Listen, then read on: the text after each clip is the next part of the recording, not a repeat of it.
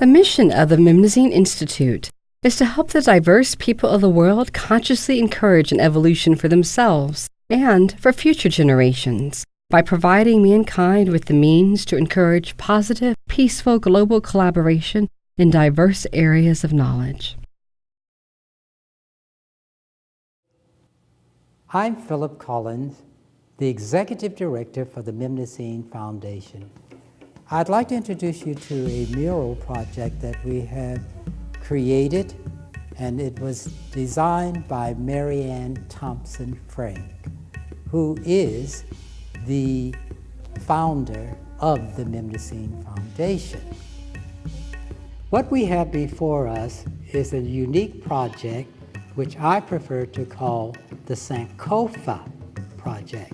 What is Sankofa? Sankofa is an African term which means we must look to our past in order to move forward. And that's exactly what this mural project does. Not only does it give us the opportunity to look at the contributions of Africans and African Americans to American culture, it fills a void in African American history.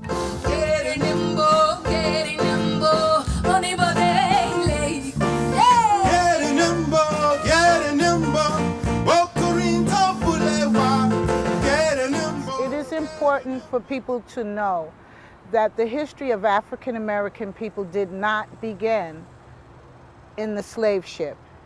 We have a very lengthy history that started in the cradle of civilization in Nubia.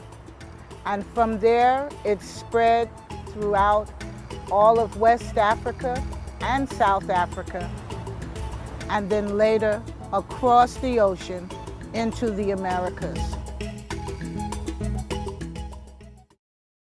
We start first with Africans at their highest peak in high civilization in Egypt and in Nubia and those parts of the world of Africa. In the year 730 BC, a man by the name of Pi decided that the only way to save Egypt from itself was to invade it. Pi was one of the Nubian kings. Their culture's knowledge of geometry, mathematics, and astronomy influenced Egypt's, especially after he invaded Upper Egypt. His people and the Egyptians exchanged so many ideas in their sciences, arts, and religious practices that eventually the two cultures became almost seamlessly enmeshed with each other. During this period, the Dogon tribe had centuries of roaming between the Egyptian-Nubian empires and what would become Timbuktu. They shared a history with the Moors as ancient astronomers, mathematicians, artists, and more. To this day, the Dogon have resisted conversion to any outside religion. Timbuktu had become a celebrated center of learning, trade, and culture, thanks to both the Islamic and Dogon scholars. King Mansa Musa embarked on a large building program, raising mosque in Timbuktu, as well as the University of Sankofa, which was constructed during his reign. The university became a center of learning and culture, drawing scholars from around Africa. Most important is that the first contact between Africans and Europeans was as scholar to scholar, not slave to master.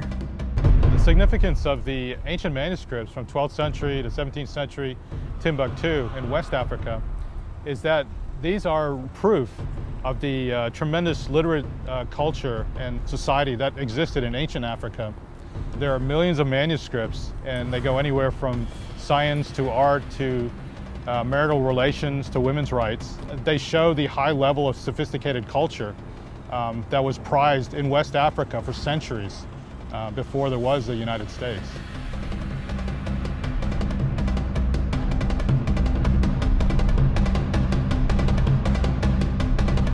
Cordoba was one of the most advanced cities in the world, as well as a great cultural, political, financial, and economic center. Cordoba received what was then the largest library in the world, creating and housing from 400,000 to 1 million volumes. It was the main reason that so many scientists, artists, inventors, writers, and theologians were spared during Europe's dark ages. The African Moors operated an underground railroad to help scholars whose lives were endangered during the Dark Ages, and those seeking religious freedom by helping them escape into Spain. Many other slaves were captured from Western Africa, where Timbuktu had been, and from the Moorish population. This means that many of the slaves had originally been very educated men and women. One of the famous scholars of Cordoba University was Al-Jayani, who invented spherical trigonometry. Here, he is showing a ruler that converts the ancient Nubian means for measurement into the Arabic system. While the conversion occurred in Timbuktu, it is thanks to the African Moors that brought the combined knowledge of ancient mathematics, astronomy, architecture, and converted it into the Arabic system from Africa to Spain, that the Western world has this numerical system today. It is also thanks to these African scholars that Europe did not lose its knowledge in the Dark Ages.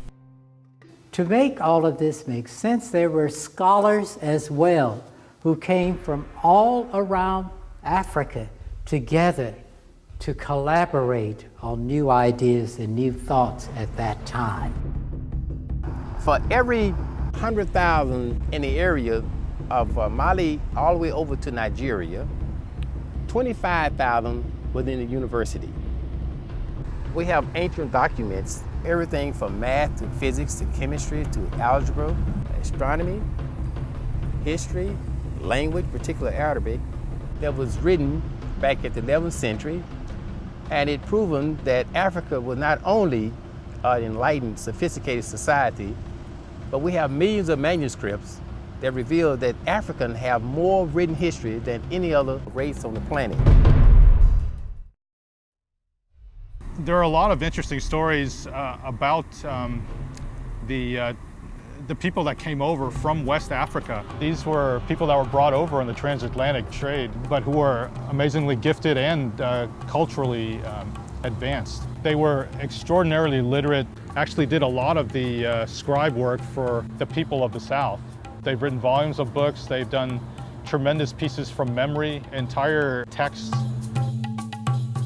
One of the tragic and lower points in African history is the beginning of slavery. And the interesting thing about this period is that there was what we call the beginning of triumph over adversity. There were slaves who resisted, and we had the creation of what was then called the Underground Railroad. Just as many of the Muslim scholars from Cordoba and West Africa helped those seeking religious freedom, and early scientists fleeing persecution in Europe via underground railroads in Spain, history would lead many of their descendants to likewise be helped in the New World. For example, Harriet Tubman was an African-American abolitionist, humanitarian, and Union spy during the American Civil War. Born into slavery, Tubman escaped and subsequently made more than 13 missions to rescue hundreds of slaves using a network of anti-slavery activists and safe houses known as the Underground Railroad. However, there were also many people of diverse races and cultures that also helped slaves escape via underground railroads headed to Canada and to Mexico both, which had anti-slavery laws. Many Mexican-American families operated underground railroads through Texas, while many Native American tribes helped slaves escape onto their tribal lands, where they assimilated into their community, where many of their descendants remain today. Many Caucasian families, such as the Levi Coffin family, also helped slaves escape to freedom. During that period of slavery, we had what is known as quilt making, which is very unique. African women did not quilt or work with textiles. Men did that in Africa. This became the job of women. The women of the household on the plantation taught the Victorian way of quilting. And this is how they provided the bed linens and all for the household at that time. African American women then began to put their own aesthetics to the quilts. And astoundingly as it may sound, they even used that technique in creating newsletters in the design that were crypted for the Underground Railroad. Africans traveled throughout the world long before slavery. There's evidence of an African presence throughout the Americas, Mexico, Canada, through the Caribbean, of course. And not all Africans who came to the New World came in slave ships. In Guatemala, Nicaragua, and Honduras, there are the Garifuna people who came to the so-called New World not as slaves, but as free merchants who were traveling to do business in the Caribbean Sea and the Atlantic Ocean.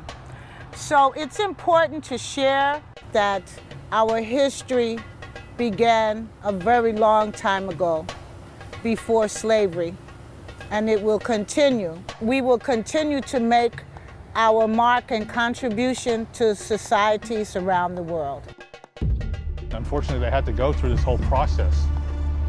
We actually have so many things to thank West Africans for. Interesting fact, the first country that recognized the United States for the longest period of time was a West African Muslim country, Morocco. There's a tremendous relationship between West Africa and Africa and the United States, the experiment of a democracy. This really is not known. These are some of the facts that should be known, and I think it'll make a difference and it'll make America more relevant for all of Americans. Out of slavery, we received in this culture what we call syncretism. What did it do? It brought African culture with European culture. It fused them together. For example, take the word jambalaya. That's a Cajun dish, right? But when we use the word syncretism, think of it this way. Jambo is French with jambalaya, and laya is an African word, meaning rice. Ham, jambo, jambalaya, ham and rice. So that's how the culture began to develop and the contributions with African American culture. And from that, we developed what we call now American culture. Not only did it affect us with architecture and literature and art, it affected us with food as well. The key turning point as African slaves was education after the Emancipation Proclamation. And the key figure during that period of slavery was George Washington Carver. Here's an image of George Washington Carver here, demonstrating his intellect and his knowledge and love for science and the environment. George Washington Carver was one of the first American scholars to contribute more than 300 products from one little plant, the peanut plant. He taught us about cultivation and rotating the soil. This is where we get all of that information, was the contribution of this gentleman, George Washington Carver. He had a unique situation. Yes, he was born during slavery and all, and he was purchased by a family. And that family thought enough of him to have him educated. So he was one of the first African Americans to be educated. African Americans were freed from slavery as a result of two things: the American Civil War and the passing of the 13th Amendment. From George Washington Carver, we make this huge sweep all the way or fast forward into Martin Luther King Jr. Martin Luther King Jr. was a great orator, minister, and advocate for equality, the rights of everyone, all American citizens. And Martin Luther King Jr. is responsible for the Civil Rights Act that was enacted in the early 60s. African Americans have contributed in many other areas of American culture. For example, in sports, we have Jesse Owens, we have Arthur Ashe, the tennis player, and we have Jackie Robinson, who was the first person to integrate baseball in the United States. And from the athletes, we move into music. One interesting fact that's being researched now by musicology PhDs is the connection between West African prayers and the origin of the Delta blues in Mississippi.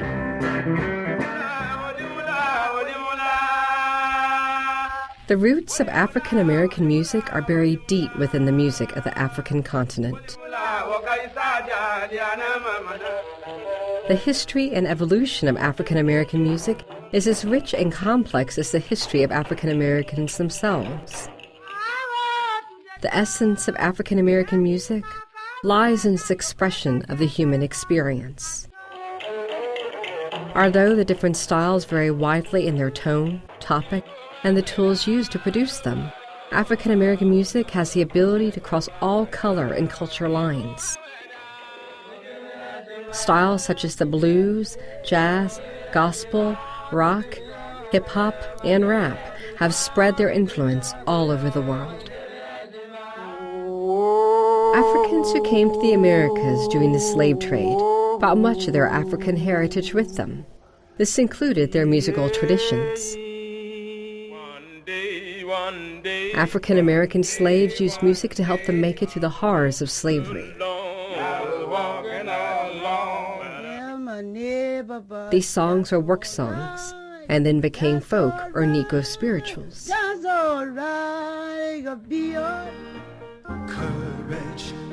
During the 1880s to 1900, a major evolution took place in American music. Folk gospel came to the forefront.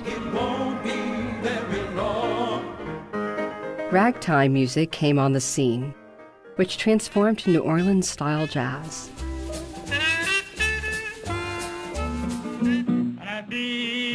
On the blues scene, we had Robert Johnson and the rural blues movement that became boogie woogie and vaudeville blues. The 1920s to the 40s, the jazz scene exploded with the big band era, which transformed to the swing bands and continued to the bebop era. The mid-20s, Blind Lemon Jefferson came on the blues scene. Gospel continued its transition to gospel groups, then gospel choir. The 50s brought us the cool jazz scene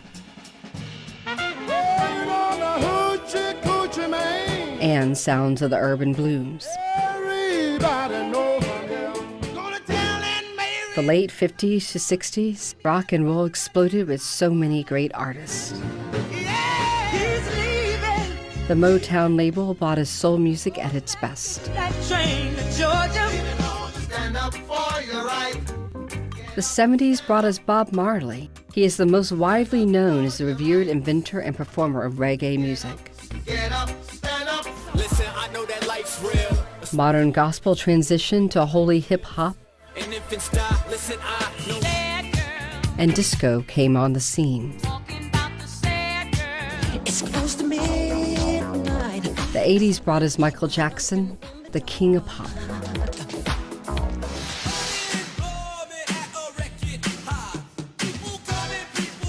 Rap and hip-hop began emerging to the forefront of the music scene.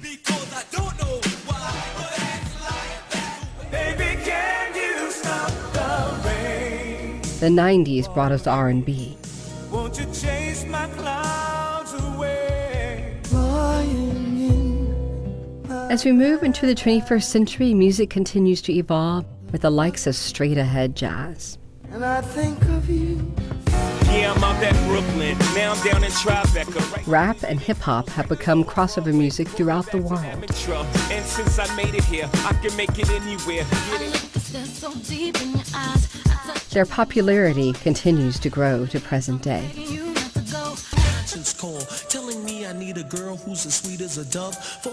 There we segue into political figures such as the Tuskegee Airmen of World War II, Malcolm X, Al Sharpton, Jesse Jackson, Oprah Winfrey, astrophysicist Dr. Neil deGrasse Tyson, Colin Powell, Condoleezza Rice, And eventually, this has given rise to our first African American president, Barack Obama.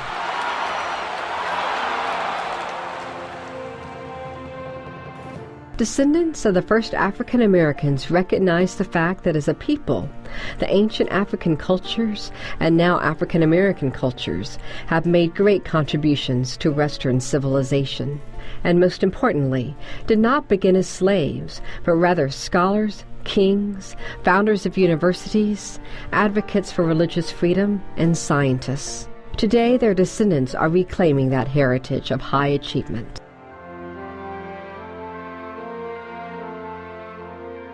And finally, metaphorically, we see the image of a young girl riding on the inspiration of Barack Obama's shoulders as she leads the next generation into the future. She releases from her hand a butterfly, a symbol of transition and freedom.